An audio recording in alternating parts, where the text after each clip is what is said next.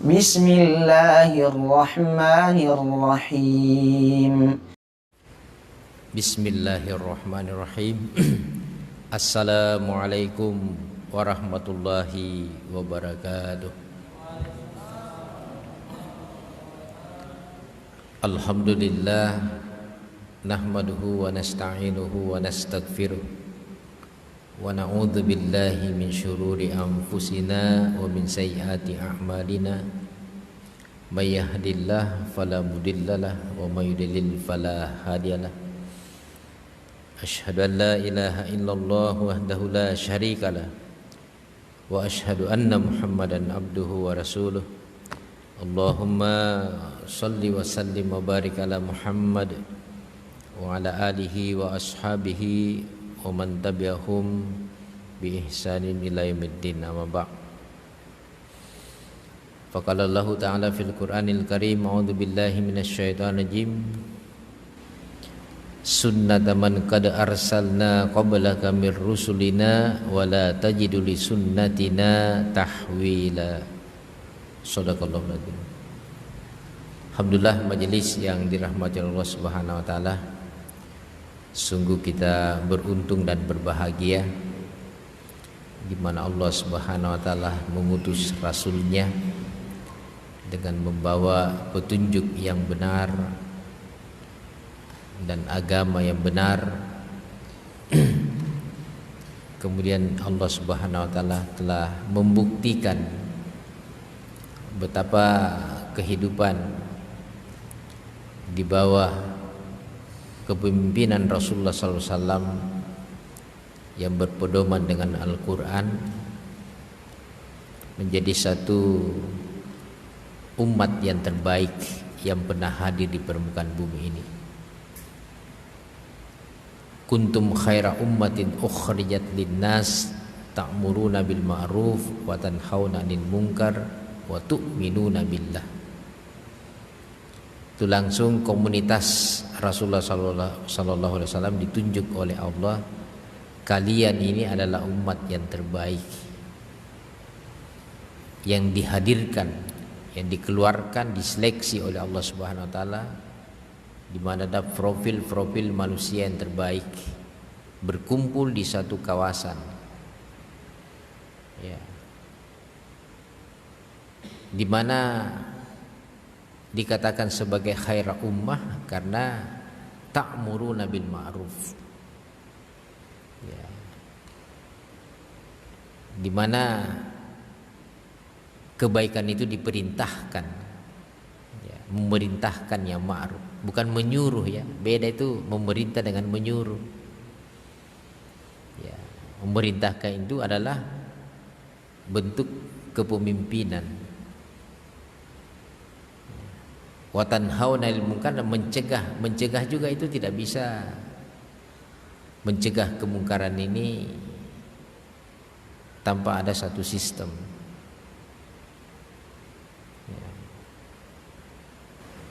Dan ini menjadi satu hal yang merupakan fitrah. Betapa kebaikan-kebaikan itu dan kemungkaran-kemungkaran itu perlu dicegah. Dan itu anggarannya besar. Ya. Kita lihat saja bagaimana negara ini sebagai negara hukum mau mencegah kemungkaran ini. Ya. Karena saking banyaknya pencuri di Indonesia ini, mencurinya juga tidak tanggung-tanggung. Ya. Tapi tidak tercegah-cegah juga. Ya. Malah tambah jadi-jadi. Padahal sudah ada polisi, ada jaksa, ada pengadilan, hakim. Tapi tambah jadi aja. Dibentuklah KPK. KPK pun tidak cukup ya. Dibentuk lagi Dewan Pengawas. Ya. Nanti entah apa lagi itu. Dan anggarannya besar. Ya.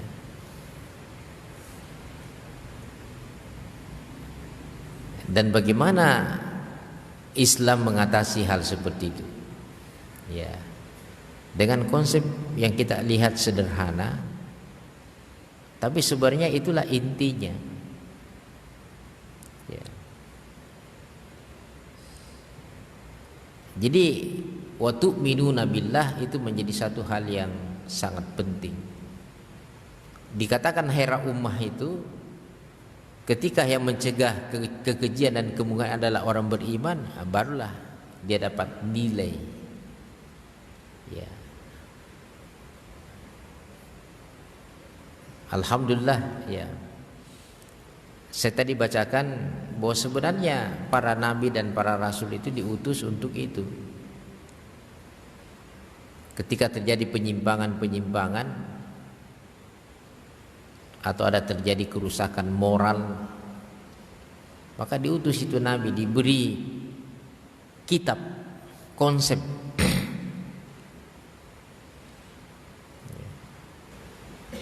Tapi tidak gampang, karena sudah menjadi sunnatullah bahwa para nabi dan rasul ini selalu mau diajak kompromi. Tidak usah menyebarkan paham-paham yang baru, karena itu bisa terjadi konflik di mana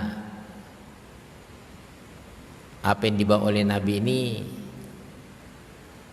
seakan-akan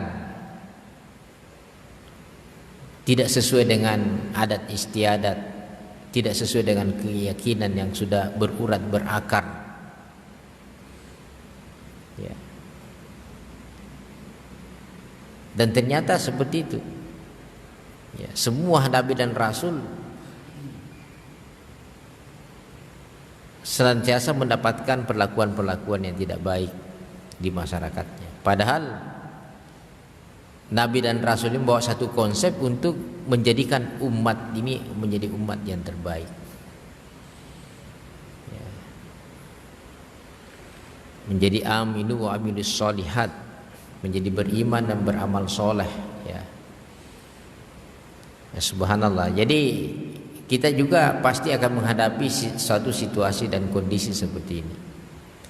Kenapa jawabannya adalah wa tu'minuna billah, beriman kepada Allah Subhanahu wa taala. Karena semua nabi dan rasul itu yang dibawakan. Ya. Temanya adalah ketauhidan. Kita lihat di dalam surah Al-Anbiya ayat 25. Ya.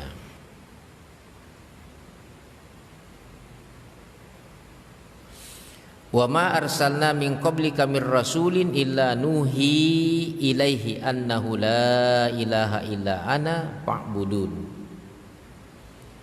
Dan kami tidak mengutus seorang rasul pun sebelum engkau wahai Muhammad, melainkan kami wahyukan kepadanya bahwa tidak ada Tuhan yang berhak disembah selain aku, maka sembahlah aku saja. Ini menunjukkan adalah ketauhidan, menafikan seluruh Tuhan-Tuhan yang ada, kemudian menetapkan hanya Allah Subhanahu wa taala sebagai Tuhan. Konsekuensinya adalah pengabdian kepada Allah, ketaatan kepada Allah. Ya. Jadi bagaimana kita membangun sebuah masyarakat yang beriman dan taat, mendengar dan taat. Karena kalau kita lihat bagaimana namanya iman ini, ketauhidan ini, di surah Al-Baqarah dijelaskan amanar rasulu bima unzila ilaihi mir rabbih wal mu'minun. Rasul telah beriman dengan apa yang diturunkan oleh Tuhannya, yaitu Al-Quran. Wal mu'minun, dan semua orang beriman seperti itu. Kullun amana billah wa malaikatihi wa kutubihi wa rusulihi la nufarriqu baina ahadin mir rusuli wa qalu sami'na wa ata'na ghufranaka rabbana wa ilaikal masir.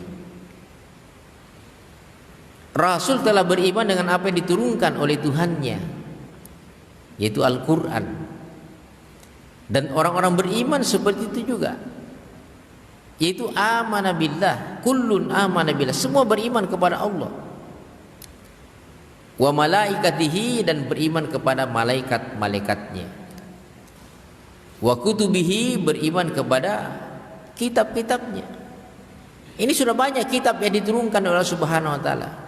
Ada Taurat, ada Injil, ada Zabur, ada Suhufi Ibrahim, ada mushafnya Nabi Ibrahim itu, lembaran-lembaran yang tertulis. Ya. Tapi kalau mau dicari sekarang itu tidak ada lagi, karena para nabi ini selain Rasulullah itu diutus untuk waktu tertentu dan bersifat lokal saja. Ya, diutus untuk satu kampung atau satu negeri. Makanya dia panggil ya qaumi, ya bani Israel. Beda dengan Nabi, karena Nabi itu diutus untuk seluruh manusia. Panggilannya ya ayyuhan nas. Nah, itu semua manusia panggil ya ayyuhal insan, kena semua itu. Karena inilah Nabi yang mutakhir, ya. Tidak akan ada lagi Nabi sesudah Muhammad SAW, ya. Dan kita percaya itu ada Taurat, ada Injil, tapi yang sekarang tidak ada lagi, karena dia berlaku di zamannya saja dan sudah selesai. Ya, makanya kalau mau cari Taurat dan Injil asli tidak ketemu itu. Malah yang aneh sekarang ini, justru Injil asli itu ditulis dalam bahasa Yunani. Jauh sekali. Yang nulis tidak pernah ketemu lagi Nabi Isa. Pasti ngarang-ngarang itu. Ya, seenak-enaknya nulis itu pasti. Dan keempat penulis Injil ini tidak pernah juga ketemu, pasti beda-beda isinya, tabrakan itu. Ya, itu sangat beda dengan Quran. Quran ini kita tetapkan, atau bukan kita ya, sudah ditetapkan oleh para ulama, rujukannya kepada satu saja, Mushaf Utsmani. Sudah selesai sudah. Ya, siapapun dan dimanapun juga seperti itu. Makanya yang hafal Quran itu subhanallah, ya. Dan itu sudah dipatenkan seperti itu, ya. Dan ini luar biasanya kitab Quran ini bisa dihafal oleh anak-anak kecil, ya. Ya, walaupun sekarang sudah mulai muncul lagi, ya, tahfiz Al-Quran usia dini, ya, ta'ud namanya. Ya, kalau biasa kan PAUD, ya. Ya, sekarang ada ta'ud, dan memang bisa, ya. Cucu saja, saya yang umur 2 tahun, belum masuk 2 tahun sudah bisa hafal An-Naba. Subhanallah, 2 tahun. Kala-kala kita dulu apa yang kita hafal. Dan ada juga yang dikasih sertifikat sekarang ini, ada orang yang baru mulai hafal Quran 60 tahun hafal Quran, dikasih sertifikat, bisa, ya. Orang yang tidak bisa itu sudah ada blok mentalnya itu, susah, sulit, sudah. Karena belum apa-apa sudah bilang susah, sulit. Padahal Allah katakan walaqad yassarnal Qur'ana lidzikri fahal mim muddakir. Allah mudahkan kok ini Quran. Ya. Coba di surah Ar-Rahman saja diulang sampai 30 kali itu. Fabi ayyi ala'i rabbikuma tukadziban. Masa tidak hafal itu? Ya, ya. Minimal kalau kita baca surah Ar-Rahman sudah 30 ayat yang kita hafal. Kenapa? Sama semua ayatnya. Ya. Allahu Akbar. Allah mudahkan itu. Ini kitab Ahsanul Hadits, kitab mutasyabiha. Ya, kitabnya diulang-ulang oleh Allah Subhanahu wa taala dan serupa mutu ayat-ayatnya. Berulang terus. Karena sesuatu yang berulang itu akan membuat satu kekuatan. Makanya takbir itu diulang berapa kali setiap hari itu. Nah inilah saya katakan tadi bahwa para nabi dan rasul itu kita imani. Pernah itu ada Nabi Adam sampai Nabi yang terakhir. Kemudian diceritakanlah bagaimana nabi-nabi itu dalam Quran ini. Dan ditulis surahnya, surah Ibrahim, surah Hud, surah Yunus. Ya. Itu nama-nama nabi itu. Dan Nabi Muhammad bukan lagi surahnya yang dia baca, pernah ketemu orangnya ketika peristiwa Mi'raj. Ya. Nabi ketemu sampai ke Sidratul Muntaha. Ya. Nah, kita lihat bahwa intinya adalah semua nabi itu sami'na wa ata'na. Itulah masyarakat yang terbaik, masyarakat yang sami'na wa ata'na. Di mana dibangun ini masyarakat sami'na dan wa ata'na ini? Di mana? Di mana dibangun ini? Kita lihat dalam Al-Quran, ya, bahwa kita ini ketika kita berla ilaha illallah, maka konsekuensinya adalah pengabdian. Ya. Pengabdian itu adalah sami'na wa ata'na itu. Ya. Nah, kita lihat Nabi Musa alaihissalam sama, beliau juga mendapatkan wahyu seperti itu. Dalam surat Thaha Allah beri penjelasan, ya. Ketika Nabi Musa ini jalan-jalan saja sama istrinya, sudah mau masuk malam, dia lihat ada api di satu lembah. Tunggu dulu deh di sini, saya mau ke sana. Mudah-mudahan bisa ambil api, juga bisa dapat petunjuk. Ya. Sampai di sana, ya. Falamma ataha nudiya ya Musa. Maka ketika dia mendatangi tempat itu, dia dipanggil, "Hei Musa." Dia kenal ada yang manggil, "Hei Musa." Ya. "Inni ana rabbuka fahla na'laik innaka bil wadil muqaddasi tuwa."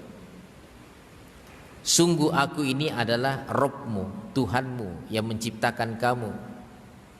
Maka lepaskanlah kedua terompahmu, karena kau sesungguhnya berada di satu lembah yang suci. Ya. Wa nahtartuka fastabi lima yuha, dan aku telah memilihmu, maka dengarkanlah apa yang diwahyukan.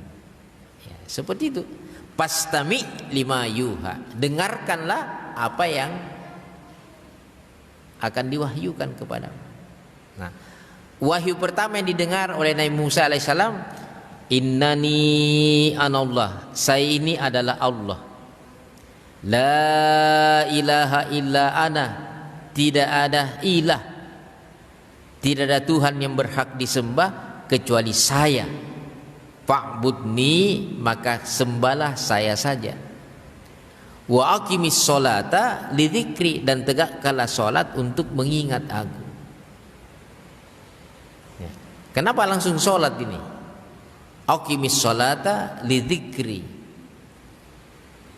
Ya. Karena kita ini orientasinya mau membentuk masyarakat yang baik, harus selalu mendengar. Terutama apa yang didengarkan, ya wahyu dari Allah. Karena dari situlah akan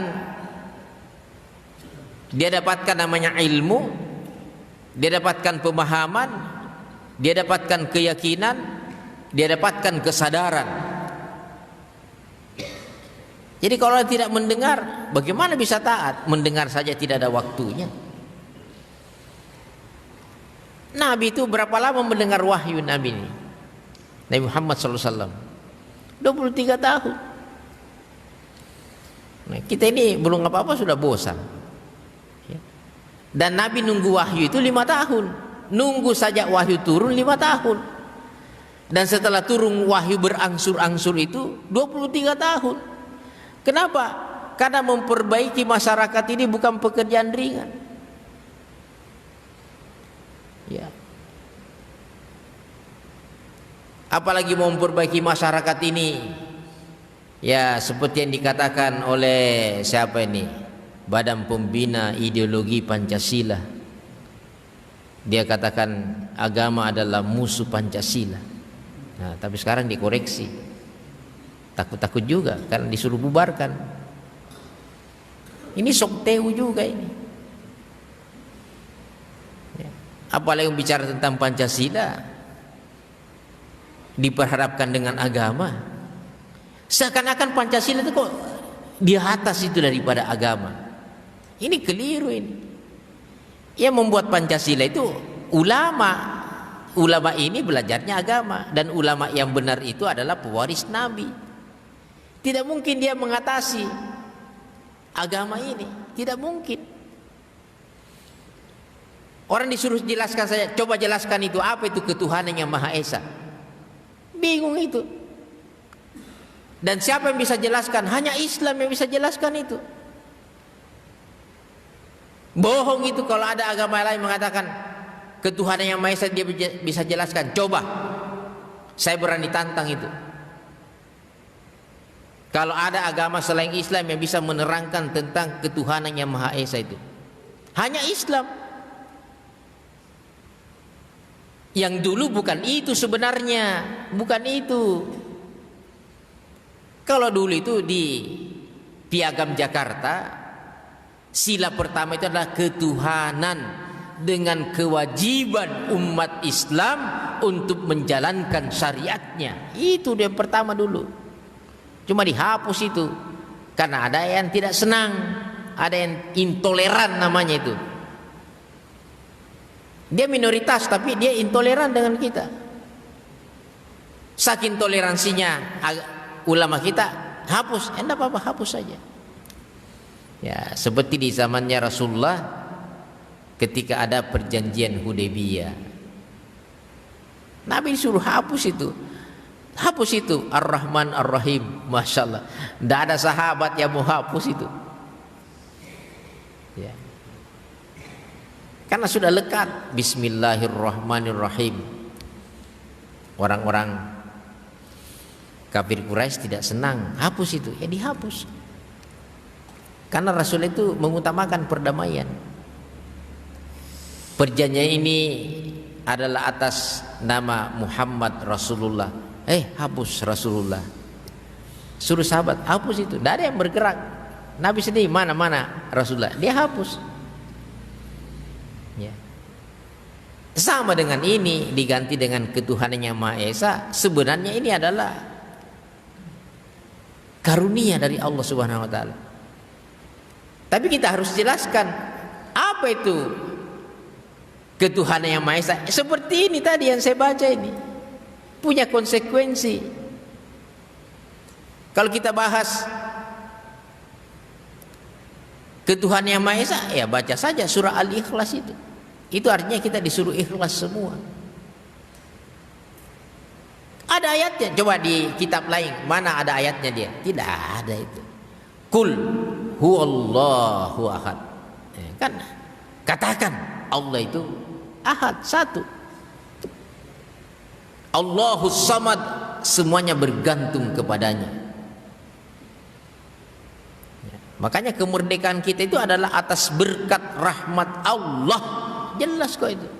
Bukan kejagoan nenek moyang kita. Ini hadiah dari Allah ini. Capek kita dijajah 350 tahun oleh orang kafir. Orang kafir yang menjajah kita itu. Ya. Kemudian apa itu satu? Lam yalid wa lam yulad. Ini sudah banyak yang tersinggung ini. Allah itu tidak beranak dan tidak diperanakkan. Kamu Tuhanmu. Nah, kan beda sudah. Ya. Bukan lagi beranak dan diperanakkan, dibikin-bikin Pak Tuhannya itu. Ada yang besar, ada yang kecil, ya. Ya, ada yang tidak pakai baju. Ya, terserah modelnya dia. Masa begitu? Ketuhanan yang Maha Esa macam-macam modelnya. Ya. Lantas yang mana yang kuasa di situ? Ya. Tetangga ada juga Tuhannya di rumahnya. Di sini ada juga. Ya. Kenapa? Walam yakullahu kufuwan ahad. Allah itu tidak ada bandingannya. Tidak bisa dibanding-bandingkan dengan makhluknya. Nah, kalau dia bisa dibandingkan, kok Tuhanmu kau gemuk-gemuk, saya kurus-kurus, salah model saya. Dia model-model Tuhannya. Astagfirullah. Ya, ada lagi yang gantung-gantung di sini, ada di pusarnya. Ya. Kenapa seperti itu? Ya itulah, karena kebodohannya. Jangankan kita di zaman Rasulullah Sallallahu Alaihi Wasallam mau dihidupkan, itu Baitullah digantungi macam-macam Tuhan itu. Dikasih nama, ada Lata, ada Uzza, ada Manat, ada Hubal. Kompleks perpatungan dulu Baitullah itu. Maka ketika Nabi mengatakan La ilaha, tersinggung semua orang. Ada Tuhan, banyaknya Tuhan ini, dibilang tidak ada. Baru ditetapkan illallah, kecuali Allah. Wah, ini orang ini tidak toleran dengan kita punya Tuhan ini. Ini bawa agama baru ini. Ini bertentangan dengan adat istiadat dan keyakinan nenek moyang. Suruh berhenti tuh. Diancam-ancam lagi Nabi, suruh berhenti tuh. Jangan-jangan Nabi itu berdakwah karena kepingin kaya, kepingin berkuasa, atau kepingin wanita. Coba tawarkan itu. Hei Muhammad, kalau kau berdakwah ini karena mau jadi pemimpin, sekarang kita lantik kamu. Enggak. Jangan-jangan kamu menjadi orang yang terkaya di negeri? Tidak juga. Jangan-jangan kau mau wanita yang paling cantik di negeri, kita akan adakan kontes dan kita kasih kamu? Tidak juga. Orang apa ini? Ya. La ilaha illallah. Saya hanya mengajak kalian kembalilah kepada Allah.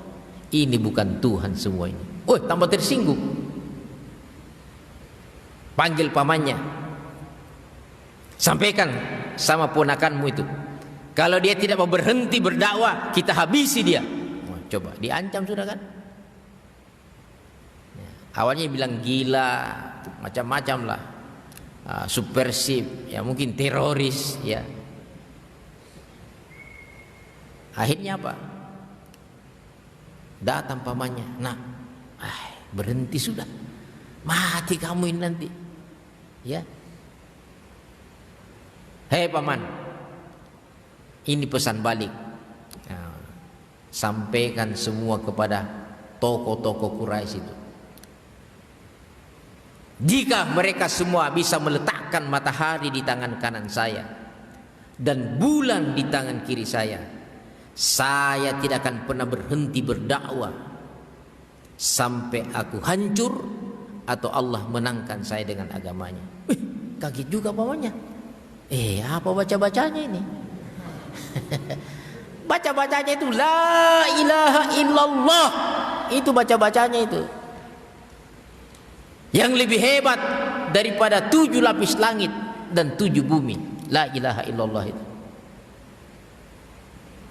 Wah, kalau begitu nak teruskan aja. Ya. Luar biasa ini. Ya. Dan seperti itu. Makanya Nabi Muhammad SAW ketika berbagai macam cobaan-cobaan yang dihadapi oleh Nabi, sampai pada puncaknya meninggal istrinya yang banyak memberi bantuan, meninggal juga pamannya, maka Nabi diisrakan dan dimi'rajkan. Dari mana isra'nya Nabi? Subhanallah, subhanalladzi asra bi 'abdihi lailan minal masjidil haram ilal masjidil aqsa alladzi barakna haula. Itu kita subhanalladzi, maha suci Allah yang telah memperjalankan hambanya. Itu titik tekannya di hamba itu. Karena tadi konsekuensi la ilaha illallah adalah pak budni, Nabi Musa disuruh wa aqimis sholata lidzikri, salatlah untuk mengingat aku. Nabi Muhammad SAW belum ada perintah sholat 5 kali sehari itu, maka dipanggil, diperjalankan dari masjid ke masjid. Seorang hamba itu harus menjadikan masjid ke masjid itu sebagai hal yang paling utama dalam hidup ini. Itulah konsekuensi la ilaha illallah. Dari masjid ke masjid. Jadi masjid ini adalah tempat utama kita ini. Makanya Nabi itu kalau ke rumahnya itu apa ya? Ketemu aja, ketemu istrinya, ketemu rumah. Sudah itu kembali lagi ke masjid. Ini sentral ini. Sentralnya kekuatan Islam itu di masjid. Imaduddin, ini tiangnya agama ini, nyambung sampai ke langit ini. Makanya kenapa yang dipanggil sholat itu adalah orang yang bersyahadat itu.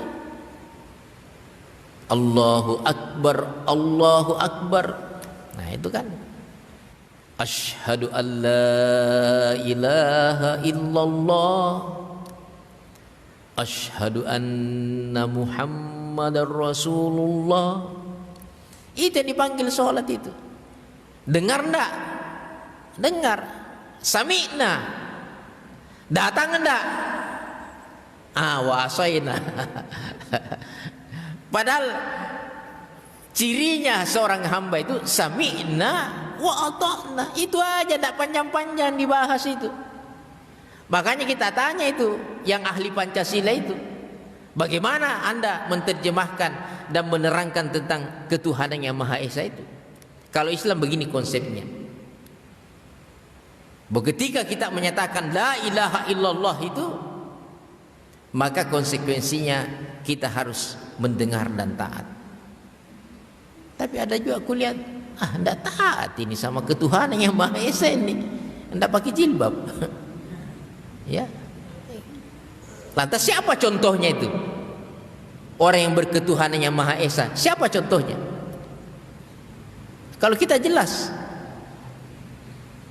Ya, makanya sesudah syahadat itu adalah sholat. Nanti yang dipanggil lagi berpuasa, siapa yang dipanggil berpuasa? Orang beriman saja kok.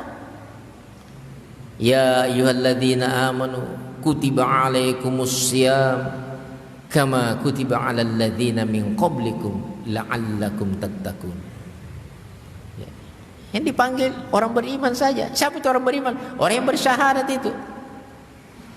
Saking hebatnya syahadat ini sampai Allah sendiri bersyahadat.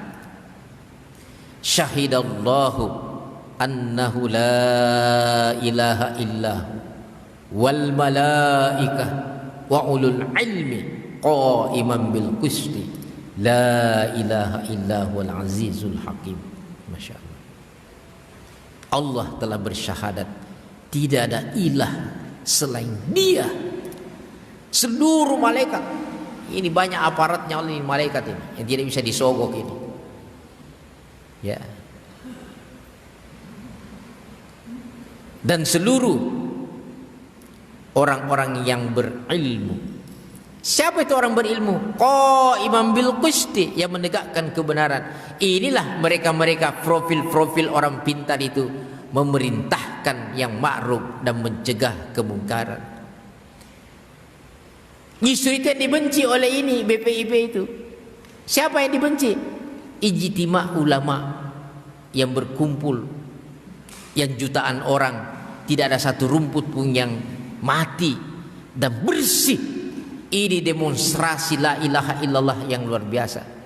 Satu demonstrasi yang dihadiri jutaan orang, tidak ada yang rusak. Yang paling hebat lagi, tidak ada sampah. Ini disorot dunia ini. Bisanya ya. Luar biasa ini. Tapi ini dikatakan inilah musuhnya Pancasila, ijtima' ulama. Si Yudian itu katanya temannya Ustaz Anwari dulu. Wallahu a'lam. Ya, teman pesantrennya di Jogja. Ya. Biar profesor doktor itu. Ya. Masa orang-orang baik seperti ini? Kalau mau bicara Pancasila itu Habib Rizik orangnya, Pak. Dia jadi doktor itu disertasinya tentang Pancasila. Makanya Rocky Gerung mengatakan yang paling bagus jadi ketua BPIP itu Habib Rizik. Karena dia lulus cum laude itu. Oh, dihabisi kamu. Dan Habib Rizik ini coba lihat fotonya bapaknya itu. Ada fotonya bapaknya itu dekatnya Soekarno ketika dibaca teks proklamasi itu. Bukan orang sembarangan itu. Ya. Tapi yang ditonjolkan anaknya satu saja, ini yang ditonjolkan ini. Padahal Habib Rizik ini luar biasa. Tidak usah takut, memang imam dia itu. Ya. Itu yang ditakuti sebenarnya itu. Bukan mau mengganti. Ngapain mengganti Pancasila? Tidak usah diganti. Diisi saja. Tapi diisi yang benar. Ya. Ini kan banyak kemanusiaan yang adil dan beradab, persatuan Indonesia. Banyak yang botek-botek ini, Pak. Yang mencuri uang negara ini. Kalau betul adil dan beradab, tangkap itu. Namanya siapa itu? Harun Masiku itu. Ya. Oh, terbongkar semua itu, Pak. Kalau itu ditangkap, terbongkar semua itu. Makanya disembunyi. Lantas di mana kemanusiaan yang adil dan beradabnya? Ya. Ini sengkongkol ini, ada terjadi persekongkolan. Bukan saya yang bilang, ini sudah viral di medsos. Ya. Ini banyak ini. Subhanallah. Ya, kita kembali lagi bahwa untuk menjadikan khairah ummah ini, bagaimana kita menjadi umat yang unggul, yang bisa berdaya saing. Ya. Karena kita ini desainnya bukan dunia saja, tapi akhirat. Fit dunya hasanah, fil akhirati hasanah. Ya. Makanya kita ini membangun manusia yang sami'na wa ata'na itu hanya di masjid. Itu yang dibangun oleh Nabi. Ya, itu yang dibangun Nabi. Makanya tiba di Madinah, Nabi langsung buat masjid. Di pinggir Madinah, di Kuba saya langsung Nabi buat masjid.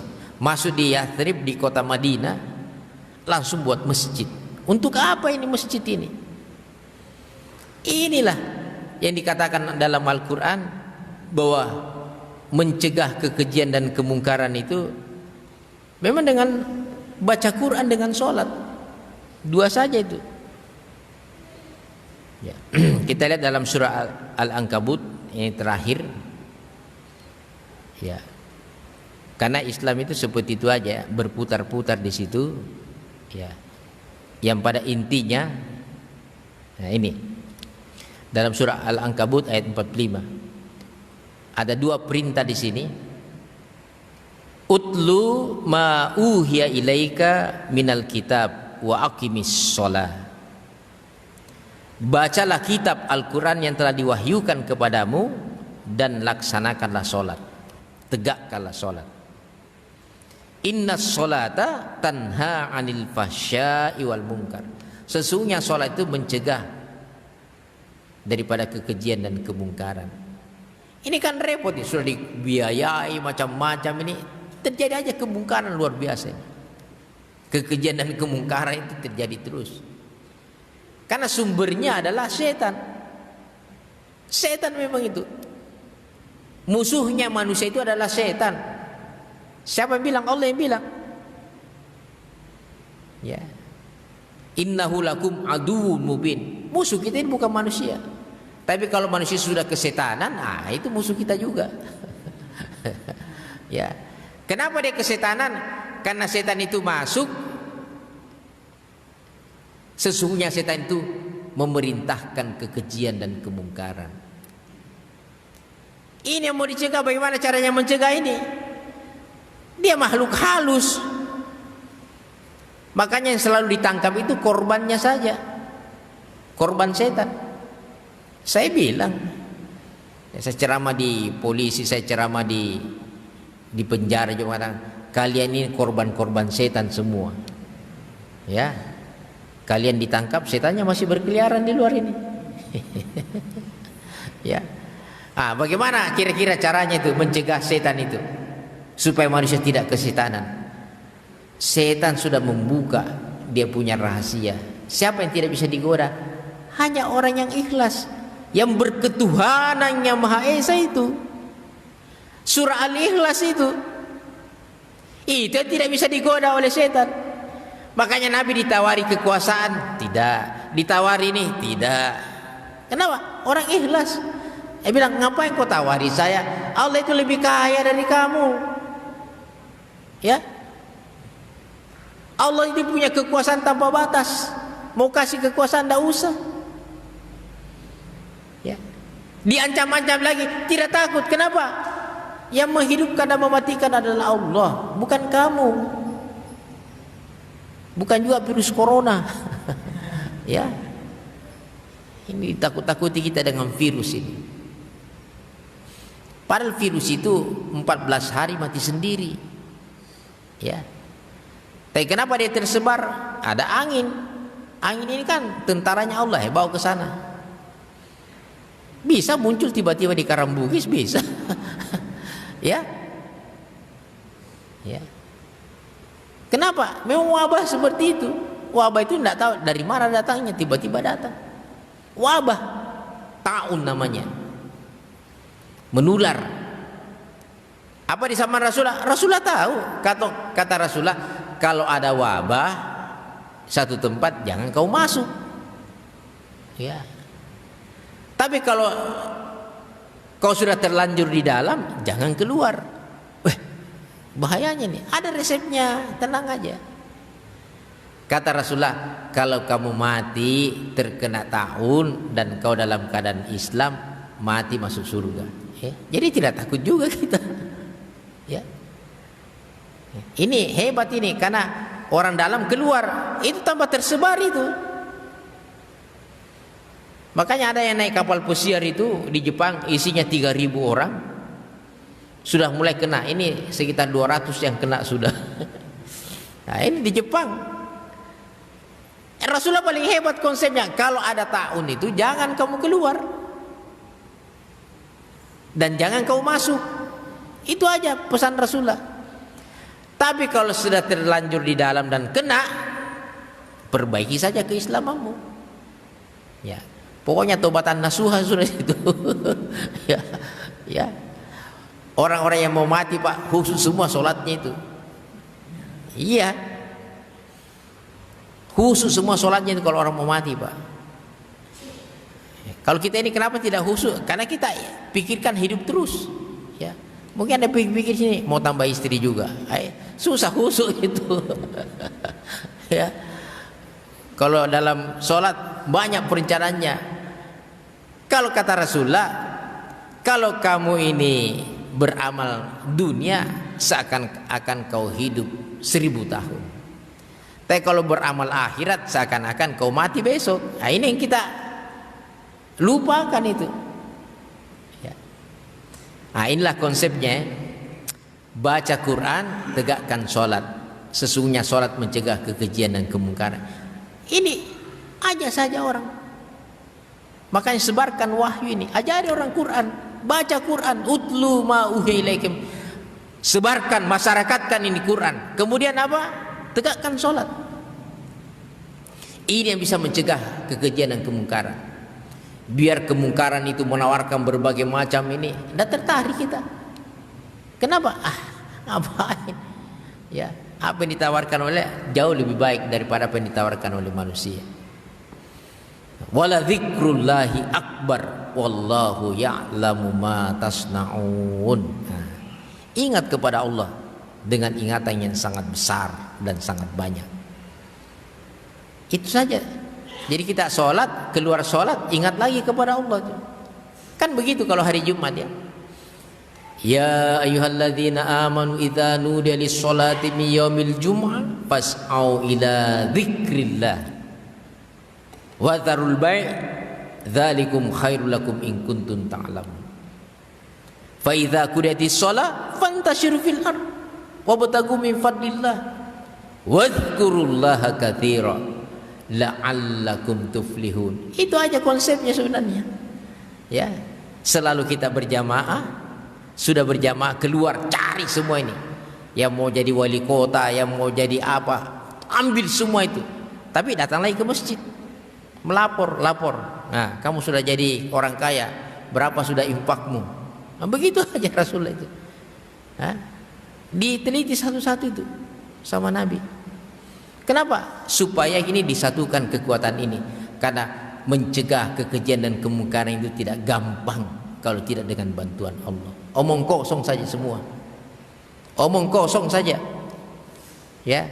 Biar aturannya macam-macam ini. Tapi kalau Allah tidak dilibatkan, kesadaran manusia ini tidak dilibatkan, berat. Semua berat. Nabi saja akui. Makanya senjatanya orang beriman itu doa. Doa. Ya. Ad-du'a silahul mu'minin wa imaduddin wa nurus samawati wal ard.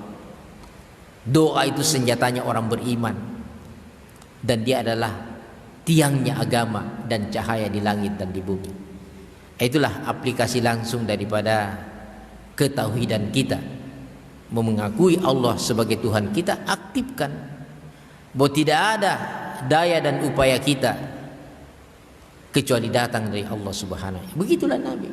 Jangan kita sok-sokan juga. Berat ini menghadapi keadaan ini, berat.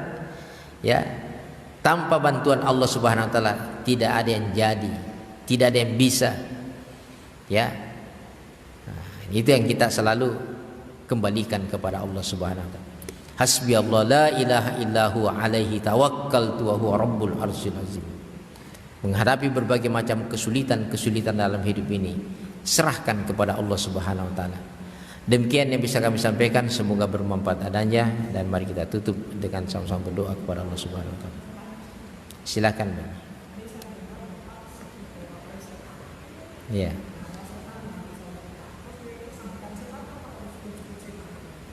Kenapa Pak ini?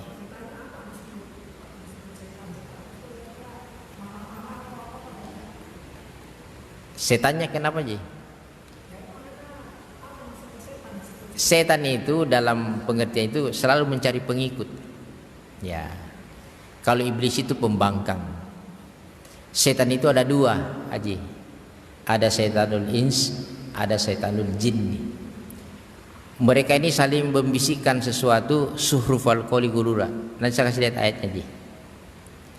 Jadi setan itu selalu mencari pengikut.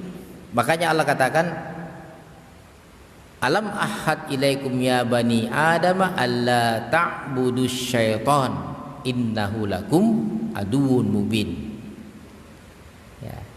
Bukan telah aku perintahkan kepada anak turunan Adam, jangan sampai dia itu menghamba kepada setan. Ini menghamba kepada setan, melihat saja setan tidak pernah, ya Ji. Sudah pernah lihat setan? Tidak pernah kan? Tapi kenapa ada orang yang menghamba kepada setan? Yang dimaksud menghamba di situ mengikuti apa maunya setan. Apa langkah-langkahnya setan? Cuma dua langkahnya setan. Apa itu? Aba wastakbar. Pokoknya semua perintah Allah dia tolak dan dia sombong. Kalau begitu ada orang, ini paling mudah untuk kita sebenarnya mendeteksi apa orang itu aba wastakbara. Ini adzan ini. Cuma orang kan tidak tahu. Adzan ini banyak orang dengar. Ya kan? Datang enggak ke masjid? Aba enggak mau dia.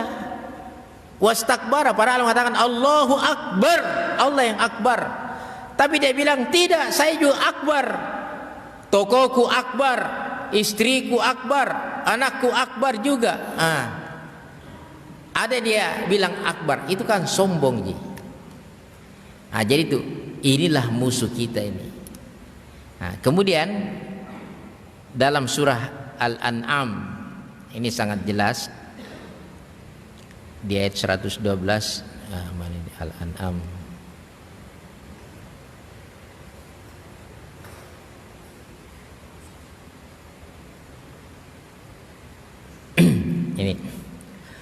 Wa kadzalika ja'alna likulli nabiyyin aduwan syayatinal insi wal jinni yuhi ba'duhum ila ba'din suhrufal qawli gurura walau syaa rabbuka ma fa'aluhu fadharhum wa ma yaftarun. Surah Al-An'am ayat 112. Dan demikianlah untuk setiap nabi kami menjadikan musuh yang terdiri dari setan-setan manusia dan jin. Nah, jadi dua setan ini. Nah, kalau bahasanya Ustadz Fitri itu ada setan malino. Setan yang nampak dan ada setan yang tersembunyi. Ya, semuanya ini berbisik, malah memberi wahyu di sini. Ya, yuhi ba'duhum ila ba'd. Mereka saling mewahyukan. Nah, ada saling berbisik-bisik dia. Ya. Apa bisikannya? Suhrufal qawli gurura. Ya, perkataan yang indah sebagai tipuan. Ya, mungkin begini jika kalau ada orang pejabat ya, wah, kamu ini kapan lagi? Coba lihat itu di sebelah, lebih tinggi pangkat pada dia, tapi kau kok kere gimana? Wah, iya ya. Nah, itu setan jin itu jin. Apalagi kalau istrinya yang berbisik, itu setan manusia. Nah, jadi bisa seperti itu. Nah, ini musuh kita semua. Karena setan ini pindah-pindah. Ya, mungkin kita tidak, nanti datang lagi dia. Yang paling ditarget oleh setan ini pengajian malam Jumat ini, yang selalu hadir ini, Pak. Ya, hati-hati. Itu dihalang-halangi kita itu. Ya, makanya ini harus diumumkan terus. Ayo kita lawan setan, hadir malam Jumat. Ya. Kalau dulu ya subhanallah ya, sampai dari Samarinda, sampai dari mana itu datang ke sini, di seberang itu naik perahu ke sini. Ya, kenapa? Karena mereka setannya tidak bisa menggoda. Kenapa? Orang ikhlas semua ini. Kalau tidak ikhlas berat Pak ke sini nih. Ya. Nah, inilah kita sami'na dulu ini. Sami'na terhadap ayat-ayat Allah. Barulah kita aplikasikan dalam bentuk wa ata'na. Kalau sudah wa ata'na, itu setan. Makanya setan tidak mau menggoda Abu Bakar. Kenapa? Ini kalau digoda ini kapok kita. Karena Abu Bakar suka memberi ini. Kalau datang, kurang ajar kau, tambah lagi. Ya. Sampai berhenti kata-kata kurang itu. Ya. Dan tidak usah digoda itu. Kalau kita bilang kurang, dia tambah sumbangannya. Ada tidak orang begitu? Sama dengan begitu ada merasa berat, sebenarnya sudah ada setan menggandol itu. Ya, membuat kita tidak ikhlas dan berat. Ya, insyaallah mudah-mudahan Allah beri pemahaman pada Aji. Setan-setan ini memang berpindah-pindah, Pak. Ya, dan dia halus, tapi dia jadi nyata kalau kita baca Quran. Makanya satu-satunya bacaan yang tidak disenangi setan itu adalah Quran, dan tempat yang tidak disenangi adalah masjid. Dan suara yang paling tidak disenangi oleh setan itu adalah azan. Ya, biasanya itu kalau waktu duhur azan banyak orang masuk warung, Pak. Ya, enggak ke masjid. Enggak percaya pergi sini, lewat sini. Yang banyak orang kerja itu begitu waktu azan, kok masuk semua ke tempat makan, warung-warung. Karena dia itu jam 12 adalah waktu makan, bukan waktu sholat. Ya, nah, mudah-mudahan sesudah makan sholatlah, insyaallah. Itu barangkali baik. Alhamdulillah, makasih atas pertanyaannya. Mudah-mudahan Allah Subhanahu Wa Taala senantiasa menguatkan iman kita dan melindungi kita. Itu yang terutama, melindungi kita dari kejahatan diri kita dan kejahatan syaitan dengan serikat-serikatnya. Rabbana hab lana min ladunka rahmah wa hayyi lana min amrina rasada. Allahumma inna nas'alukal huda wat tuqa wal afafa wal ghina. Allahumma inna nas'aluka imanan kamilan wa yaqinan shadiqan wa qalban khashian wa amalan mutaqabbalan bi rahmatika ya arhamar rahimin. Rabbana hab lana min azwajina wa dzurriyyatina qurrata a'yun waj'alna lil muttaqina imama. Allahumma alif baina qulubina, Allahumma alif baina qulubina bi rahmatika ya arhamar rahimin. Rabbana atina fid dunya hasanah wa fil akhirati hasanah wa qina adzabannar. Subhana rabbika rabbil izzati amma yasifun wa salamun alal mursalin walhamdulillahi rabbil alamin. Assalamualaikum warahmatullahi wabarakatuh.